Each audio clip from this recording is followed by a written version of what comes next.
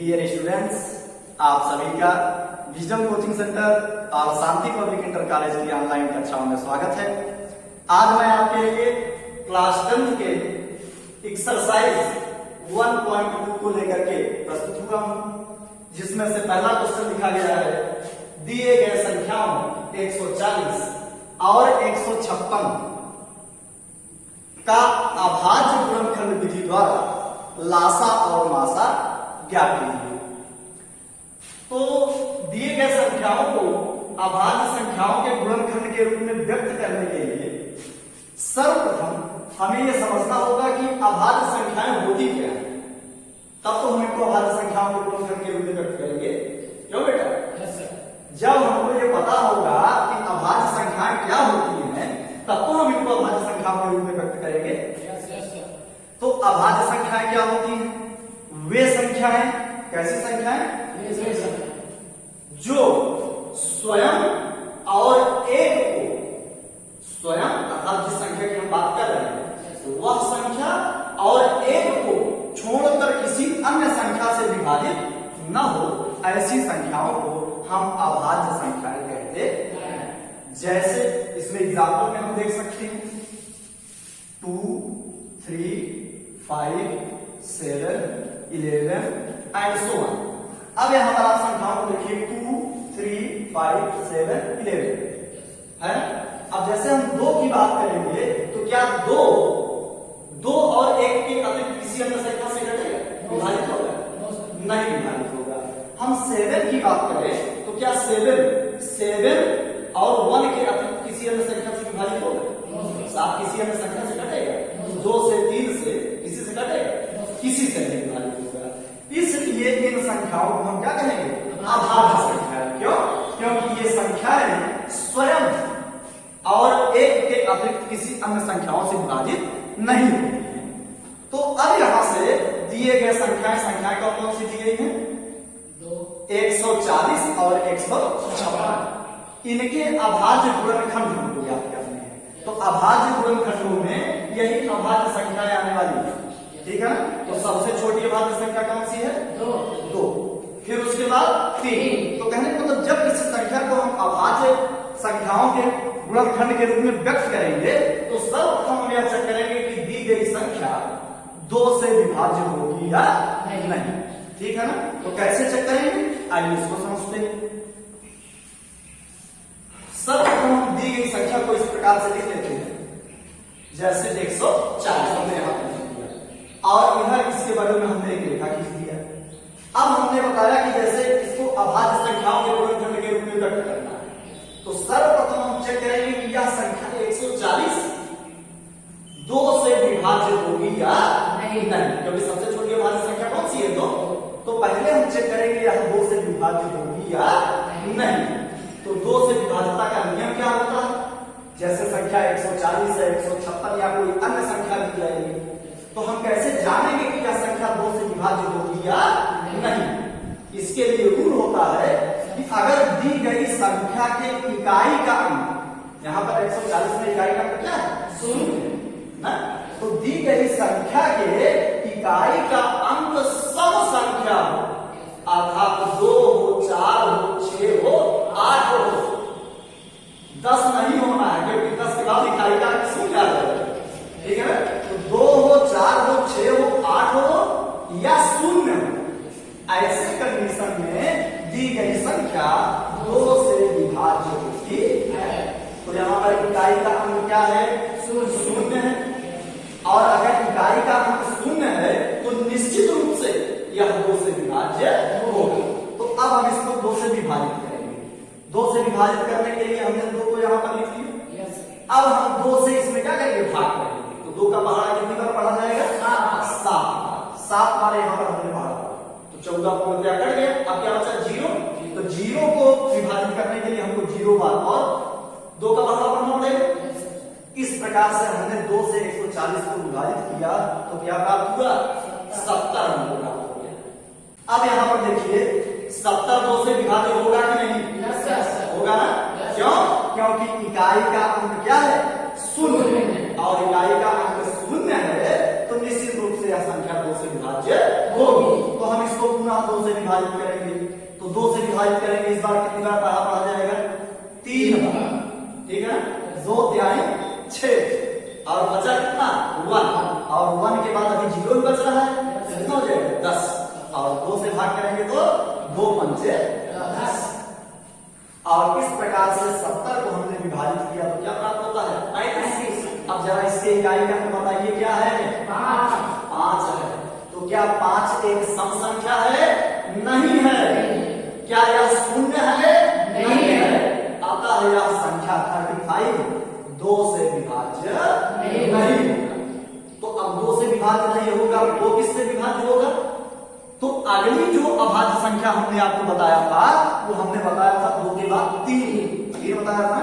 तो अब यहाँ पर हम चेक करेंगे कि यह संख्या 3 से विभाज्य होगी या नहीं। तो आइए देखते हैं। अब 3 से विभाज्यता का क्या रूल होता है? अभी यहाँ पर लिखो नहीं, पहले समझ लेते हैं 3 से विभाज्यता का क्या रूल होता है। 3 से विभाज्यता को चेक करने के लिए हम दिए गए संख्या के अंकों को जोड़ लेते हैं। जैसे यहाँ पर 3 है और यहाँ पर 5, तो जोड़ देंगे क्या आ जाएगा? 8 आ जाएगा। और क्या 8 3 से विभाज्य होगा? 8 3 से विभाज्य नहीं होगा भाई। 3 का पहाड़ तो 8 आएगा? कभी नहीं आएगा। तो कहने का तात्पर्य यह संख्या 3 से विभाज्य नहीं होगी। तो 3 से विभाज्यता का रूल हमने क्या समझा कि दी गई संख्या के अंकों को जोड़ ले और जो योगफल मिले अगर वह 3 से विभाज्य है तो दी गई संख्या भी 3 से विभाज्य होगी, अदरवाइज संख्या 3 से विभाज्य नहीं। तो यहाँ पर अंकों का योग 8 मिला जो कि 3 से विभाज्य नहीं है, अतः यह संख्या भी 3 से विभाज्य नहीं है। अब 3 के बाद जो अगली अभाज्य संख्या हमने पढ़ा था वो क्या थी? 5 थी ना। अब हम चेक करेंगे कि यह संख्या 5 से विभाज्य होगी कि नहीं। तो 5 से विभाज्यता का क्या नियम है? 5 से विभाज्यता का नियम है कि यदि दी गई संख्या, ये संख्या दी गई, ठीक है, इसके इकाई का अंक 0 हो या 5 तो ऐसे कंडीशन में दी गई संख्या 5 से विभाज्य होती है। तो यहाँ पर इकाई का अंक क्या है? 5। अतः यह संख्या 5 से विभाजित होगी। अब हम इसको 5 से विभाजित करेंगे। तो यहाँ पर हम इसको 5 से विभाजित करेंगे तो कितना प्राप्त होगा? 7। अब 7 स्वयं एक अभाज्य संख्या है। तो ये 3 से तो कटेगा नहीं, 2 से तो कटेगा नहीं, 5 से तो कटेगा नहीं, स्वयं 7 से कटेगा। और किससे कटेगा? 1 से। तो 1 से काटने का कोई मतलब है नहीं। तो यहाँ पर हम इसको किससे विभाजित करेंगे? 7 से। और यहाँ पर हमको क्या प्राप्त होगा? 1। इस प्रकार से जब हम किसी संख्या को इस प्रकार से विभाजित करते हैं और लास्ट में यहाँ पर हमको 1 प्राप्त हो जाए तो ऐसे कंडीशन में गुणनखंड ज्ञात करने की जो प्रक्रिया होती है वो पूर्ण हो जाती है। और इसके पश्चात हम लिखते हैं 140 इक्वल टू, जो भी संख्या होगी उसके बराबर, ठीक है। तो 140 इक्वल टू यहाँ पर 2 मिला, 2 मिला, 5 मिला, 7 मिला। इसको हम लिखेंगे 2 गुणे 2 गुणे 5 गुणे 7। और इस प्रकार से हमने 140 का अभाज्य गुणनखंड प्राप्त कर लिया है ना। यहाँ पर देखिए 2 भी अभाज्य है, 5 भी अभाज्य है और 7 भी अभाज्य है। इस प्रकार से हमने 140 के अभाज्य गुणनखंड को प्राप्त किया। इसको दूसरे शब्दों में हम ऐसे भी लिख सकते हैं 2 की पावर 2। यहाँ पर 2 का कितने बार हुआ है? 2 बार। हम इसको 2 की घात 2 लिख सकते हैं और गुणे 5 गुणे 7। इस प्रकार से हम किसी दिए गए संख्या का अभाज्य गुणनखंड ज्ञात करते हैं। अब इसके पश्चात हम 156 का अभाज्य गुणनखंड ज्ञात करेंगे। तो आप लोग अपनी कॉपी में तुरंत, मैं आपको 15 सेकंड का मौका दूंगा, 156 का अभाज्य गुणनखंड ज्ञात कीजिए और उसके पश्चात मैं यहाँ पर बोर्ड पर आपको बता दूंगा।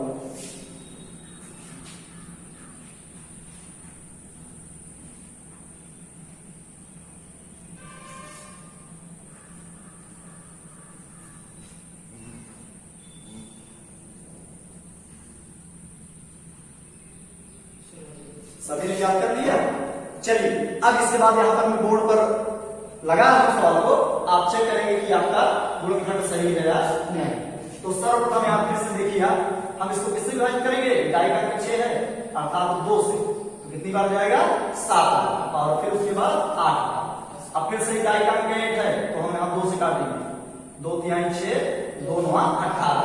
अब यहाँ पर देखिए इकाई का अंक क्या आ गया, 9 आ गया, 9 आ गया, विषम संख्या आ गई। तो अब हम क्या चेक करेंगे, या 3 से विभाजित रहेगा नहीं। तो सीधा सीधा दिख रहा है पहली संख्या भी 3 से विभाजित, दूसरी भी 3 से विभाजित, या जो हमने रूल बताया वही आपके लिए 9 3 12 और 12 3 से कट जाएगा, अर्थात यहाँ पूरी संख्या भी 3 से विभाज्य होगी। तो कितनी बार कटेगा, 3 करना में 3 और 3 3 का 9। अब 13 स्वयं अपने आप में एक अभाज्य संख्या है ना, तो अब यहाँ से हम इसको किससे काटेंगे, 13 से, और अंत में हमको क्या प्राप्त होगा, 1 प्राप्त हो गया ना। तो इस प्रकार हमने 156 का भी अभाज्य गुणनखंड ज्ञात कर लिया है। तो यहाँ से हमको प्राप्त हो गया 156 बराबर 2 की पावर 2। क्यों लिखा समझ में आ रहा है, क्योंकि यहाँ 2 बार और इंटू 3 और इंटू 30। इस प्रकार से हमने 140 और 156 का अभाज्य गुणनखंड ज्ञात कर लिया है। इसके बाद जो अगला क्वेश्चन आता है कि दिए गए संख्याओं का अभाज्य गुणनखंड विधि द्वारा, इसके द्वारा अभाज्य गुणनखंड विधि द्वारा लासा अर्थात लघुत्तम समाप वर्ग और मासा अर्थात महत्तम समाप वर्तक ज्ञात कीजिए। अगला जो क्वेश्चन है, तो इसके लिए हमको अभाज्य गुणनखंड पता होना चाहिए, जिसके बारे में हमने अध्ययन कर लिया कि दी गई संख्याओं का अभाज्य गुणनखंड हम कैसे ज्ञात करते हैं। अब इसके बाद हमको समझना है कि अभाज्य गुणनखंड तो ज्ञात हो गया, अभाज्य गुणनखंड की सहायता से हम लासा और मासा को कैसे ज्ञात करेंगे। अगला क्वेश्चन आता है, तो इसको समझने के लिए पहले मैं आपको लासा और मासा है क्या ये बता देता हूं, और तब उसके बाद आपको आसानी से समझ में आएगा। तो लासा सबसे पहला आता है आपका लासा, इसका जो फुल फॉर्म होता है वो होता है लघुत्तम समाप वर्ग। बच्चे इसमें कंफ्यूज होते हैं, ये होता है लघुत्तम समाप वर्ग, लघुत्तम समाप वर्ग। इसकी उत्पत्ति कहां से हुई है, यहां देखिए लघुत्तम समाप वर्ग, लास्ट में क्या है अपवर्ग, अपवर्ग से आया है समाप वर्ग। और दूसरा जो होता है वो होता है मासा, और इसका जो विभाग होता है वो होता है महत्तम समाप वर्तक। क्या होता है, महत्तम समाप वर्तक, लघुत्तम समाप वर्ग और महत्तम समाप वर्तक। ये कहां से आया है, अपवर्तक से आया है। कहां से आया है, अपवर्तक से। तो अब पहला प्रश्न ये बनता है कि अपवर्त और अपवर्तक क्या है, पहले हम ये समझ लेते हैं, तभी ये क्वेश्चन आपको समझ में आएगा कि लासा और मासा क्या है ना। तो अपवर्त क्या होता है, पहले आइए हम इसको समझते हैं। अपवर्त, अपवर्त क्या है, अपवर्त वे संख्याएं होती हैं जो दी गई संख्याओं से पूर्णतया विभाजित हो जाए। जैसे कहा जाए 5 के अपवर्त ज्ञात कीजिए, क्या ज्ञात कीजिए, 5 के अपवर्त। तो 5 के जो अपवर्त होंगे वो 5 से पूर्णतया विभाजित हो जाएंगे। तो 5 से पूर्णतया कौन विभाजित होगा, 5 स्वयं विभाजित हो जाएगा। फिर दूसरी संख्या क्या आएगी, 10, 5 से 10 भी विभाजित हो जाएगा। फिर क्या आएगा, 15 एंड सो ऑन ऐसे। अब इस प्रकार से जो संख्याएं हमको प्राप्त हो रही हैं ये 5 से क्या होंगी, विभाजित। तो यहां पर बेटा एक बात हमको समझना है कि जब अपवर्त हम ज्ञात कर रहे हैं, अपवर्त अर्थात जो 5 से विभाज्य हो जाए ना, तो वो सदैव क्या होगा, 5 से बड़ा होगा। 5 से क्या होगा, बड़ा, क्योंकि हम 5 से विभाजित करेंगे ना, 5 से वही संख्याएं विभाजित होंगी जो 5 से बड़ी होगी। यहां पर देखिए सारी संख्याएं 5 से बड़ी ना। तो यहां पर एक कॉन्सेप्ट आपको क्या समझना है, अपवर्त क्या होता है, दी गई संख्या से बड़ा होता है। इतना कॉन्सेप्ट आप दिमाग में रखिए। और इसी तरह से अन्य संख्याओं के भी अपवर्त आप ज्ञात कर लोगे कि नहीं? जैसे कहा जाए 6 का अपवर्त निकालिए, तो 6 के अपवर्त में क्या आएगा? सबसे पहले 6, फिर 12, फिर 18 एंड सो ऑन। ऐसे कहने का मतलब 6 का पहाड़ा बढ़ते चले जाएंगे, उससे जो विभाजित होगी वही संख्या को मिलती है। तो यहाँ पर ये 6 के अपवर्त आ गए, ठीक है। अब देखो इसमें भी देखो अपवर्त क्या है? 5 के बराबर या बड़े हैं। यहाँ पर भी अपवर्त क्या है? 6 के बराबर या बड़े हैं, अर्थात अपवर्त सदैव दी गई संख्या से बड़े। इतनी बात क्लियर हुई? अब इसके बाद जो नेक्स्ट आता है वो क्या है?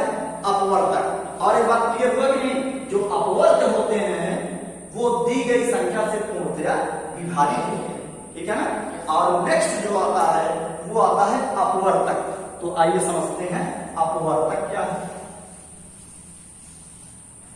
अपवर्तक क्या है भैया, समझ लेते हैं।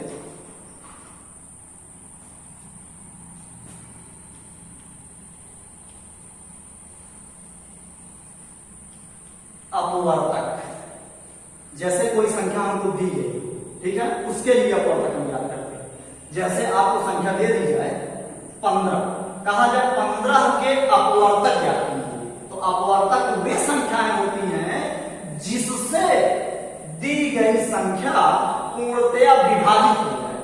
अर्थात किसी दी गई संख्या के अपवर्तक वे संख्याएं होती हैं जिससे दी गई संख्या पूर्णतया विभाजित हो जाती है। तो इनमें अपवर्तक में सबसे पहले हमको 1 प्राप्त होता है। क्यों? क्योंकि 1 से कोई भी संख्या पूर्णतया विभाजित हो जाती है। विभाजित होती है कि नहीं? और 1 के बाद अब चेक करना पड़ेगा 15 किससे विभाजित होगा, नहीं तो 1 के बाद 2 भी लिख दो। 1 के बाद क्या आएगा? 3। अब 15 किससे विभाजित होगा? 3 से विभाजित होगा। तो 3 से 15 विभाजित हो गया। फिर आगे किससे विभाजित होगा? 5 से। फिर आगे अब 15 से छोटी संख्या से विभाजित नहीं होगा, अब स्वयं 15 से विभाजित होगा। किससे विभाजित होगा? स्वयं 15 से विभाजित होगा। और उसके बाद बड़ी संख्या अब क्या 20 से 15 कट जाएगा? 25 से कट जाएगा? 30 से कट जाएगा? नहीं कटेगा। अर्थात यहां पर एक बात हमको और भी पता चली कि जब हम अपवर्तक ज्ञात कर रहे होंगे तो अपवर्तक सदैव देखिए 15 से क्या है? छोटा या बराबर। अर्थात अपवर्तक सदैव क्या होते हैं? छोटे। अपवर्तक सदैव क्या होते हैं? छोटे। दो कॉन्सेप्ट मैंने आपको बताया। अपवर्त सदैव क्या होते हैं? बड़े, और अपवर्तक सदैव क्या होते हैं? छोटे। इतनी बात क्लियर हुई? अब यहां से ऐसे ही अन्य संख्याओं का दे दिया जाएगा, ज्ञात कर लोगे कि नहीं? अब जैसे कहा जाए 20 के बताइए, तो सबसे पहले क्या आएगा? 1। इसके बाद ये 2 से भी कटेगा, फिर क्या आएगा? 2। 3 से कटेगा क्या? 9। फिर क्या आएगा? 4। फिर क्या आएगा? 5। 6 से कटेगा, 7 से कटेगा, 8 से, 9 से, 10 से कटेगा। अब 10 क्या हो गया? 20 का आधा। अब इसके बाद किसी से विभाजित नहीं होगा। अब ये स्वयं इसके बाद 20 से कटेगा। इस प्रकार से हमने 20 के भी अपवर्तक ज्ञात कर लिए। यहाँ पर भी देखिए जो संख्याएं मिली 20 से छोटी मिली कि नहीं? तो अपवर्तक क्या होते हैं? छोटे, और अपवर्त क्या होते हैं? बड़े। इतनी बात ओके हो गई? कोई दिक्कत? इस प्रकार हमने अपवर्त और अपवर्तक के बारे में जान लिया, है ना। अब हमको समझना है लघुत्तम समापवर्त और महत्तम समापवर्तक क्या है। तो आइए समझते हैं लघुत्तम समापवर्त और महत्तम समापवर्तक क्या है। जैसे हमने संख्या ले लिया 10 और 15, अब हम 10 और 15 के लिए लासा ज्ञात करने वाले हैं। लासा अर्थात लघुत्तम समापवर्त, या कहां से मिलेगा? अपवर्त से। तो सबसे पहले 10 के अपवर्त को आप लीजिए, तो 10 के अपवर्त में क्या आएगा? 10, 20, 30 एंड सो ऑन, ऐसे ना। फिर 15 के अपवर्त में क्या आएगा? 15, 30, 45 एंड सो ऑन, ऐसे ना। तो ये 10 के अपवर्त हो गए और ये 15 के अपवर्त हो गए, है। लेकिन हमको याद क्या करना है? 10 और 15 के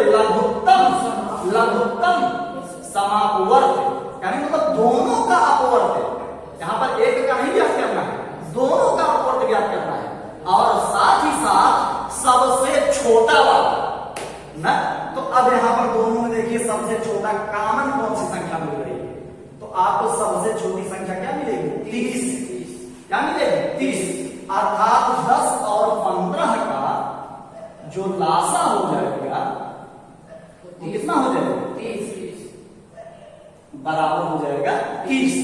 और जब यहाँ पर हम देखेंगे 30 के आगे बढ़ेंगे हमको मिलेगा 40, फिर 50, फिर 60 एंड सो ऑन ऐसे ना। और आगे बढ़ेंगे 45 के आगे हमको क्या मिलेगा? 60 एंड सो ऑन ऐसे। तो जब अगर हम अपवर्त देखें तो वह कौन सा है? 60। इसमें भी है और इसमें भी, अर्थात 10 का भी अपवर्त है और 15 का भी अपवर्त है। हमको ये चेक करना है। तो अब दोनों का अपवर्त पहला क्या मिला? 30, फिर क्या मिला? 60, फिर आगे क्या मिलेगा? 90, फिर आगे क्या मिलेगा? 90। लेकिन हमको ज्ञात क्या करना है? लघुत्तम अपवर्तियों में सबसे छोटा, तो सबसे छोटा कौन है? 30। सबसे छोटा कौन है? 30। तो यहां से लासा क्या मिल गया? 30। अब यह लासा तो 30 हमको मिला। अब यहां एक बात समझिए, यह दी गई संख्याओं से क्या है? बड़ा। क्यों? क्योंकि यह एक अपवर्त है और मैंने पहले ही बताया आपको कि अपवर्त सदैव बड़े हो। तो इसलिए 10 और 15 का अपवर्त क्या मिल गया? 30। अपवर्त नहीं, लघुत्तम समापवर्त 30 मिल गया। इसके साथ में लगा है लघुत्तम, लेकिन जरा संख्या देखिए कैसी मिली? दोनों संख्याओं से बड़ी। तो एक कॉन्सेप्ट यहां पर आपको याद रखना है कि कहा जाएगा लघुत्तम और संख्या मिलेगी बड़ी। उल्टा हो रहा है, कहा जाएगा लघुत्तम और संख्या मिलेगी बड़ी। दी गई संख्याओं से बड़ी संख्या, ठीक है ना। अब अगर इसका हम मासा ज्ञात करें, क्या ज्ञात करें? मासा। तो मासा मीन्स क्या होता है? महत्तम समापवर्तक। तो पहले 10 और 15 के अपवर्तक लिखेंगे। तो आइए देखते हैं 10 के अपवर्तक क्या हो जाएंगे? 1, 2, 5, 10, ठीक है ना। और 15 के अपवर्तक क्या हो जाएंगे? 1, 3, 5 और 15, यही हो गया ना। अब इसमें क्या करा? महत्तम, बड़ी से बड़ी संख्या जो दोनों को विभाजित करे, दोनों का अपवर्तक हो। तो दोनों का अपवर्तक कौन है? सबसे पहले 1 मिला, ये तो छोटा है। अब इससे बड़ा हम चेक करेंगे क्या दोनों को कोई विभाजित कर ले रहा है कि नहीं। तो अब उसके बाद 2 दोनों में है ही नहीं, 5 दोनों में है ना। तो अब अगला जो अपवर्तक मिला, दोनों का कॉमन अपवर्तक कौन मिला? 5। अब अच्छा इससे भी बड़ा देख लो, तो 10 और 15, यानी मतलब इससे बड़ी संख्या आपको मिलने वाली नहीं है। अर्थात यह 5 कौन? 5 वह बड़ी से बड़ी संख्या है जिससे 10 और 15 दोनों विभाजित होंगे। इससे बड़ी कोई संख्या बनी नहीं है जिससे 10 और 15 कट जाए। सोचिए, क्या 5 से कोई बड़ी संख्या मिलेगी जिससे 10 भी कट जाए और 15 भी कट जाए? नहीं मिलेगी। तो हमको क्या मिला? बड़ी से बड़ी संख्या। इसमें क्या कौन संख्या मिली? बड़ी संख्या। तो इसीलिए इसको क्या कहा गया? महत्तम समापवर्तक। और यहां से हमको मासा क्या मिल गया? 5। यहां से मासा बराबर हमको क्या मिल गया? 5। अब जरा देखिए, संख्याएं हैं 10 और 15 और मासा महत्तम कहा जा रहा है, लेकिन जो मासा मिला जरा देखो दी गई संख्याओं से छोटा, तो कहा जाएगा मासा महत्तम समापवर्तक, लेकिन जो संख्या मिलेगी वो छोटी। ये कॉन्सेप्ट ध्यान दिए रहोगे तो अभी आपको अभाज्य गुणनखंड विधि द्वारा लासा और मासा ज्ञात करना बहुत ही आसान हो जाएगा। तो क्या कॉन्सेप्ट आपने समझा? कहेगा लासा लासा लघुत्तम समापवर्तक, तो संख्या कैसी मिलेगी? बड़ी। और जब कहेगा मासा महत्तम समापवर्तक महत्तम, तो संख्या कैसी मिलेगी? छोटी। यही कॉन्सेप्ट आप याद रखिए। अभी आप देखेंगे कि अभाज्य गुणनखंड विधि द्वारा आप लासा और मासा बहुत ही आसानी से ज्ञात कर पाओगे। ठीक है ना? ये कॉन्सेप्ट सेव हो गया। लघुत्तम में आपको संख्या किस प्रकार की मिलेगी? बड़ी। और महत्तम समापवर्तक में संख्या कैसी मिलेगी? छोटी। ये कॉन्सेप्ट याद हो गया। अब हम आगे बढ़ेंगे। तो आइए समझते हैं 140 और 156 का लासा और मासा हम अभाज्य गुणनखंड विधि द्वारा कैसे ज्ञात करेंगे। तो सर्वप्रथम हम क्या करेंगे, दिए गए संख्याओं को और उनके अभाज्य गुणनखंडों को लिख लेंगे। तो सबसे पहले हमको 140 बराबर ज्ञात हुआ है। क्या ज्ञात हुआ है?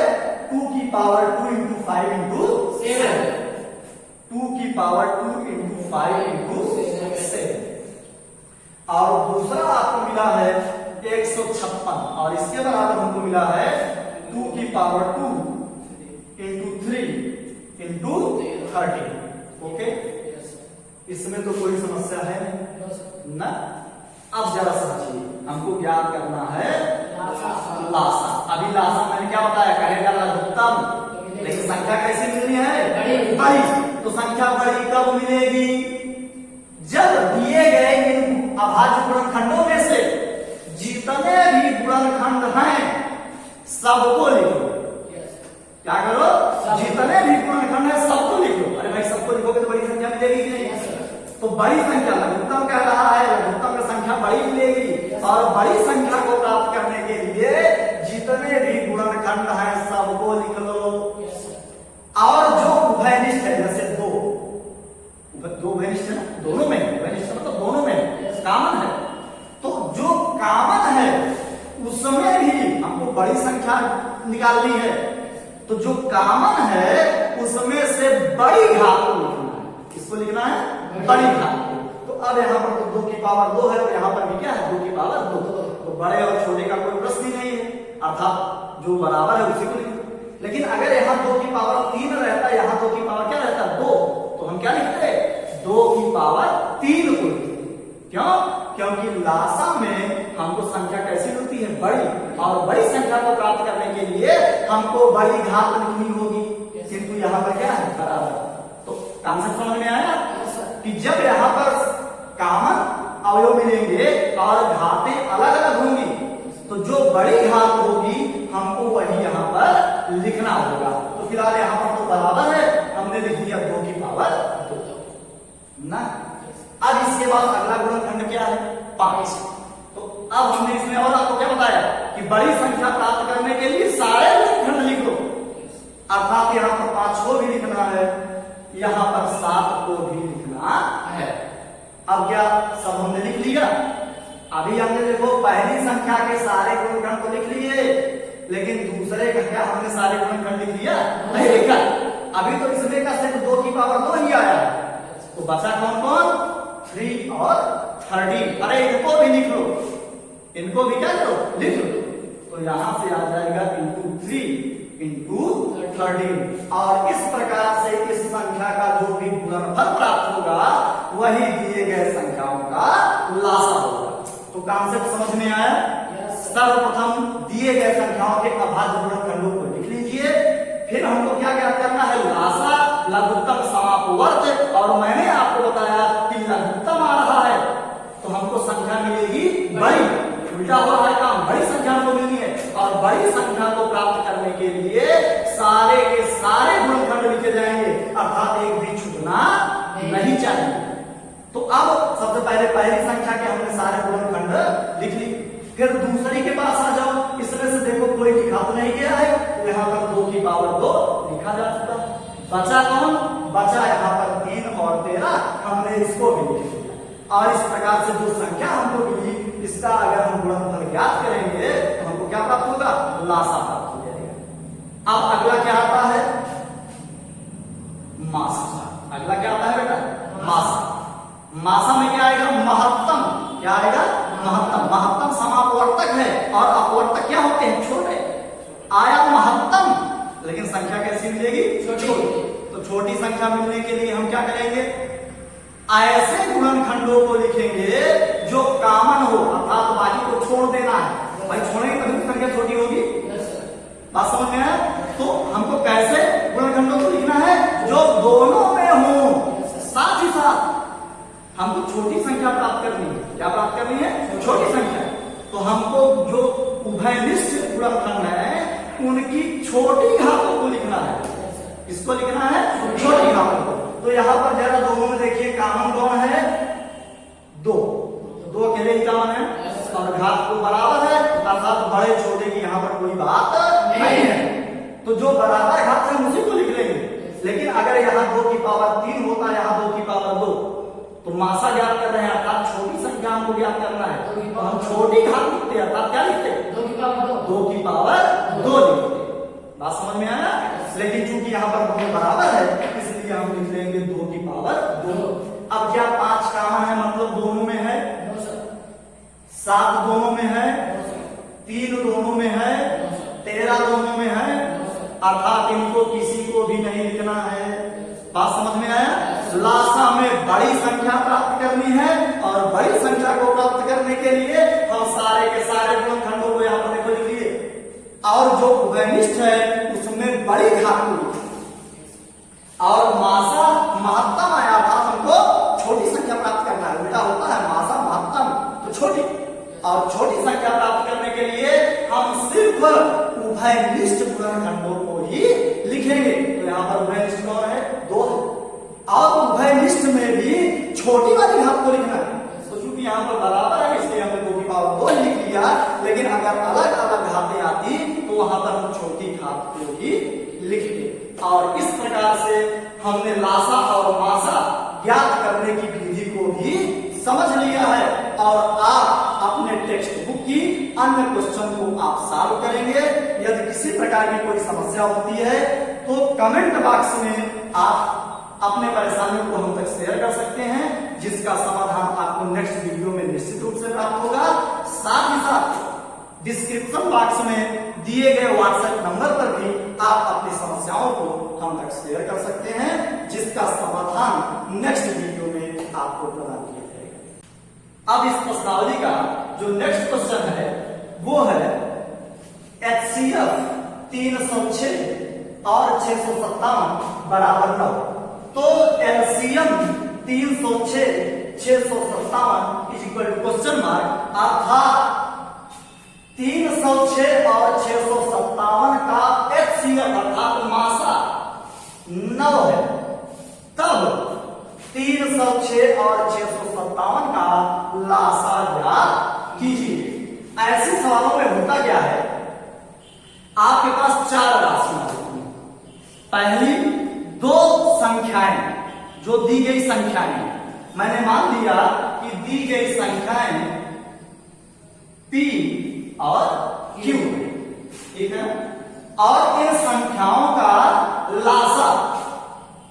लासा हो जाएगा और मासा महत्तम समापवर्तक हो जाएगा, है ना।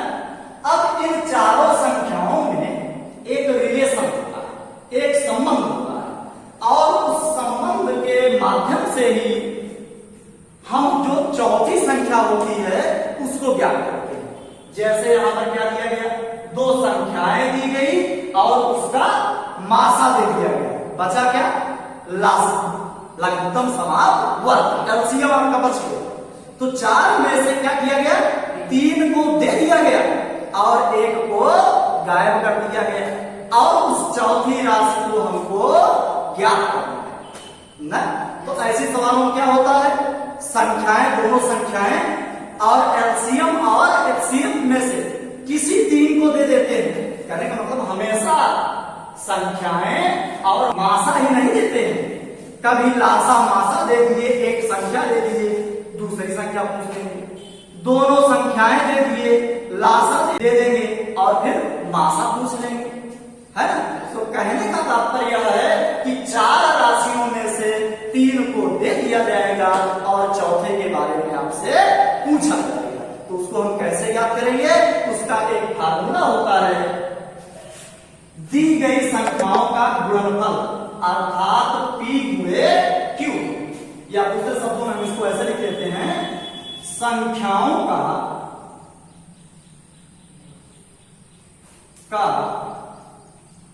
गुणनफल, और ब्रैकेट में यहां पर मैं लिख दे रहा हूं P क्रॉस Q अर्थात P गुणे Q, और बराबर लासा गुणे मास, ये फार्मूला होता है। अगर ये फार्मूला हमको याद है तो दिए गए दोनों चारों संख्याओं में से 3 तो हमको ज्ञात ही होंगी, चौथा हमको ज्ञात करना होगा। तो चौथे को हम इस फार्मूले के माध्यम से ज्ञात कर सकते हैं। तो अब यहां पर जरा देखिए, इस सवाल में हमको क्या दिया गया है, 306 और 657, अर्थात दोनों संख्याएं दे दी गई, p और q की वैल्यू दे दी गई, और साथ ही साथ क्या दिया गया, HCF of 306 and 657 is equal to 9 ना। तो हमको ज्ञात क्या करना है, एलसीएम। क्या ज्ञात करना है, एलसीएम। तो एलसीएम ज्ञात करने के लिए हम क्या करेंगे, इस फार्मूले को यूज करेंगे। तो इस फार्मूले को हम कैसे यूज करेंगे, संख्याओं का गुणनफल। तो संख्याओं का गुणनफल आप देखिए, 306 इंटू 657 इज इक्वल टू, लासा क्या मिला है, लासा हमको पता नहीं है, तो हमने इसको क्या लिख दिया, लासा गुणे मासा। मासा कितना दिया गया है, 9, तो यहां पर हम क्या लिख देंगे, 9। और अब हमको ज्ञात क्या करना है, लासा। तो लासा को एक साइड में, बाएं साइड में उठा लाओ और बाकी सबको क्या करो, राइट हैंड साइड में उठा लो। तो उसके लिए मैं यहां ऊपर लिख रहा हूं, अब यहां से क्या हो जाएगा, इंप्लाइज दैट हम लिख सकते हैं लासा बराबर। अब जरा देखिए, लासा गुणे में है 9, जब इधर आएगा तो बटे में हो जाएगा। तो जरा देखो हमको क्या मिल जाएगा, 306 मल्टीप्लाइड बाई 657 अपान 9 कहां चला गया, बटे में। अब इसी को आप क्या करिए, हल कर लीजिए, और हल करने के बाद जो मान प्राप्त होगा वही क्या होगा, दिए गए संख्याओं का लासा। तो जब इन 4 संख्याओं में से 3 संख्याएं दी गई होंगी तो चौथी आप ज्ञात कर लोगे कि नहीं, कैसे ज्ञात करोगे, संख्याओं का गुणनफल बराबर लासा गुणे मासा, इस फार्मूले से। और इसको आइए आगे हम सॉल्व करते हैं। तो 9 से इसको काट दो, तो 9 का भाड़ा कितनी बार पड़ा जाएगा, 9 3 27, और कितना बचा, 3 9 4 36। अब 34 और 657 का गुणनफल हमको प्राप्त करना है। तो गुणनफल आप ज्ञात कर लोगे, जो कुछ भी प्राप्त होगा वही दिए गए संख्याओं का लासा होगा। तो आप 34 और 657 का गुणा करके बताइए कितना है, 22,338। यही आपका दिए गए संख्याओं का लासा।